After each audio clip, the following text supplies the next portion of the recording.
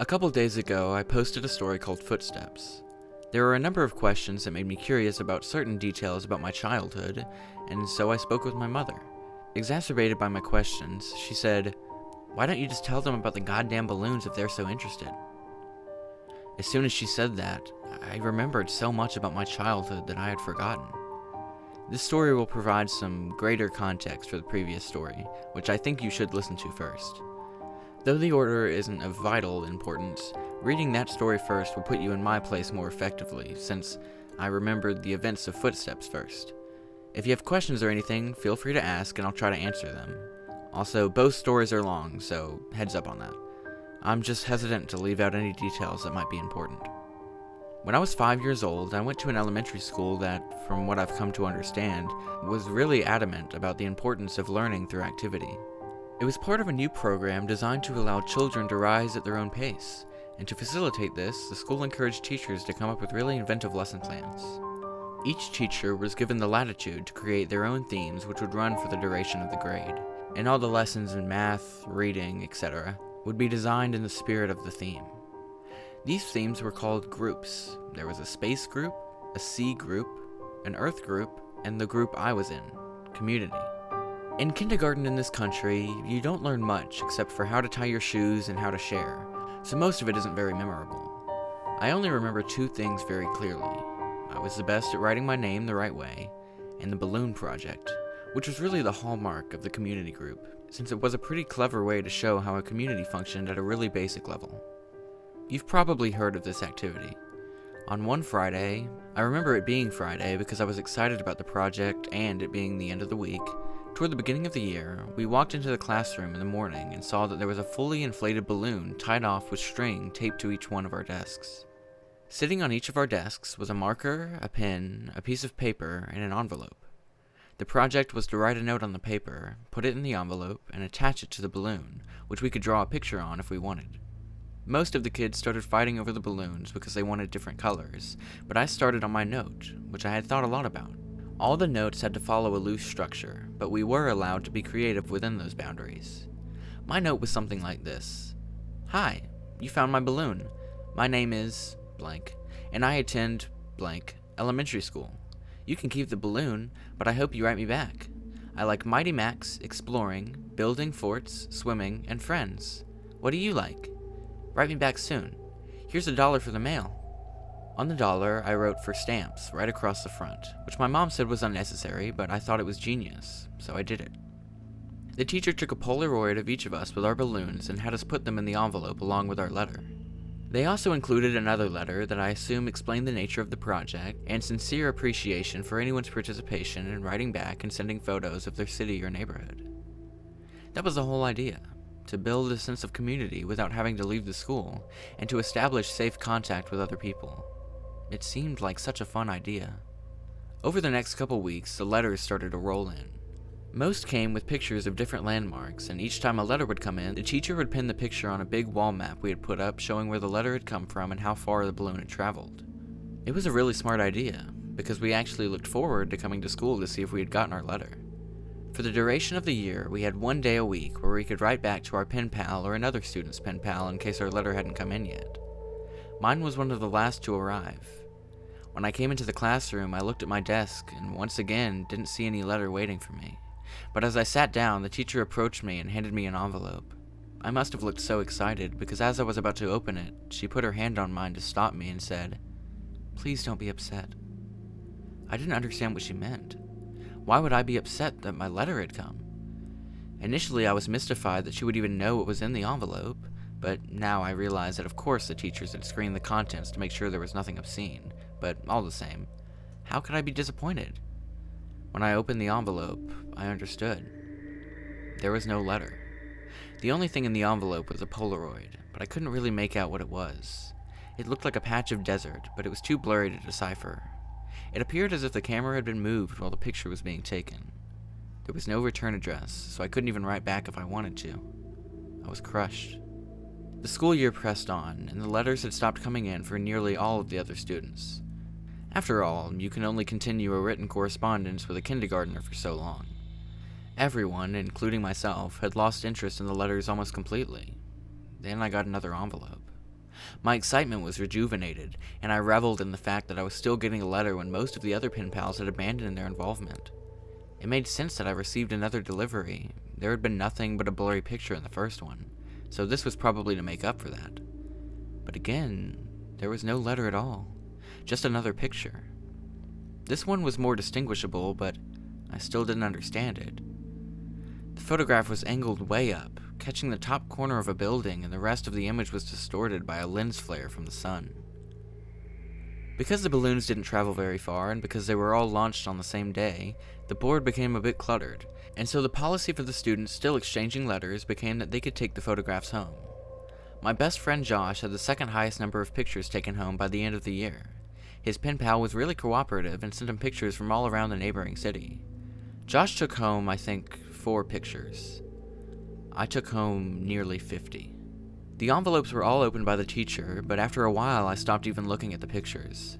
However, I saved them in one of my drawers that housed my collection of rocks, baseball cards, comic book cards, Marvel metal cards, for those who might remember, and little miniature baseball batting helmets that I'd get out of a vending machine at Winn-Dixie after t-ball games. With the school year over, my attention turned to other things. My mom had gotten me a small snow cone machine for Christmas that year, and Josh had really coveted it. So much that his parents bought him a slightly nicer one for his birthday, which was towards the end of the school year. That summer, we had the idea that we would set up a snow cone stand to make money. We thought that we'd make a fortune selling snow cones at $1. Josh lived in a different neighborhood, but we eventually decided that my neighborhood would be better because there were a lot of people who cared for their lawns. The yards in my neighborhood were slightly bigger. We did this for 5 weekends in a row until my mom told us that we had to stop, and I've only recently come to understand why she did that. On the 5th weekend, Josh and I were counting our money. Because we both had a machine, we each had a separate stack of money that we put together into one stack and then split it evenly. We had made a total of $16 that day, and as Josh paid out my 5th dollar, a feeling of profound surprise consumed me. The dollar said, "for stamps." Josh noticed my shock and asked if he had miscounted. I told him about the dollar and he said, "That's so cool, man." As I thought about it, I came to agree. The idea that the dollar had made it right back to me after changing so many hands floored me. I rushed inside to tell my mom, but my excitement coupled with her being distracted by a phone call made my story incomprehensible, and she responded simply by saying, "Oh wow, that's neat." Frustrated, I ran back outside and told Josh I had something to show him. Back in my room, I opened the drawer and took out the stack of envelopes and showed him some of the pictures. I started with the first picture, and we went through about 10 before Josh lost interest and asked if I wanted to go play in the ditch. A dirt ditch down the street from my house, before his mom came to pick him up. So that's what we did. We had a dirt war for a while, but it was interrupted several times by rustling in the woods around us. There were raccoons and stray cats that lived in there, but this was making a little too much noise, and we traded guesses at what it was in an attempt to scare each other. My last guess was that it was a mummy, but in the end, Josh kept insisting that it was a robot because of the sounds that we heard. Before we left, he got a little serious and looked me right in the eyes and said, "You heard it, didn't you? It sounded like a robot. You heard it too, right?" I had heard it, and since it sounded mechanical, I agree that it was probably a robot. It's only now that I understand what we heard. When we got back, Josh's mom was waiting for him at the kitchen table with my mom. Josh told his mom about the robot, our moms laughed, and Josh went home. My mom and I ate dinner, and then I went to bed. I didn't stay in bed for long before I crept out and decided that, due to the day's events, I would revisit the envelopes, since now the whole affair seemed much more interesting. I took the first envelope and set it on the floor and set the blurry desert Polaroid on top.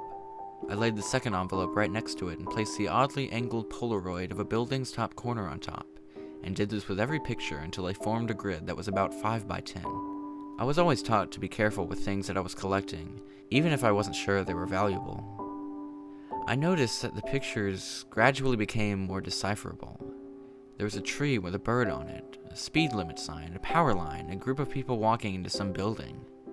And then I saw something that vexed me so powerfully that I can now, as I'm saying this, distinctly remember feeling dizzy and capable of only a single repeating thought. Why am I in this picture? In this photograph of the group of people entering the building, I saw myself holding hands with my mother in the very back of the crowd of people. We were at the very edge of the photo, but it was undeniably us, and as my eyes swam over the sea of Polaroids, I became increasingly anxious. It was a really odd feeling. It wasn't fear, it was the feeling you get when you're in trouble. I'm not sure why I was flooded with that feeling, but there I sat, floundering in the distinct sense that I had done something wrong. And this feeling only intensified as I looked on at the rest of the photos after the one that had so powerfully struck me.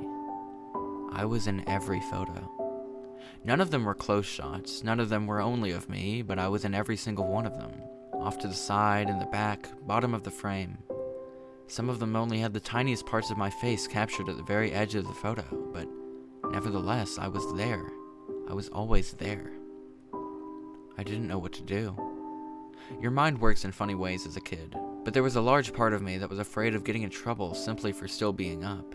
Since I already had the looming feeling of having done something wrong, I decided that I would wait until tomorrow. The next day, my mom was off work and spent most of the morning cleaning up around the house. I watched cartoons, I imagine, and waited until I thought it was a good time to show her the Polaroids. When she went out to get the mail, I grabbed a couple of the pictures and put them on the table in front of me as I sat waiting for her to come back in. When she returned, she was already opening the mail and threw some junk mail into the trash can. I said, "Mom, can you come here for a second? I have these pictures, just give me a minute, honey, I need to mark these on the calendar." After a minute or two, she came and stood behind me and asked what I needed. I could hear her shuffling with the mail behind me, but I just looked at the Polaroids and told her about them. As I explained more and pointed to the pictures, her frequent uh-huhs and okays decreased, and she was suddenly completely quiet, and only making a little noise with the mail. The next noise I heard from her sounded as if she was trying to catch her breath in a room that had no air left in it. At last, her struggling gasps were conquered, and she simply dropped the remaining mail on the table and ran to the kitchen to get the phone. "Mom, I'm sorry, I didn't know about these. Don't be mad at me." With the phone pressed to her ear, she was walking and running back and forth and shouting into it. I nervously fiddled with the mail sitting next to my Polaroids. The top envelope had something sticking out of it that I thoughtlessly and anxiously pulled on until it came out. It was another Polaroid. Confused, I thought that somehow one of my Polaroids had slipped into the sack when she threw the mail down, but when I turned it over and looked at it, I realized that I had not seen this one before. To my dismay, it was me. But this one was a much closer shot. I was surrounded by trees and was smiling, but it wasn't just me, I noticed. Josh was there too. This was us from yesterday. I started yelling for my mom, who was still screaming into the phone. I repeatedly yelled for her until she finally responded with, "What?" And I could only think to ask, "Who are you calling?" "I'm talking with the police, honey."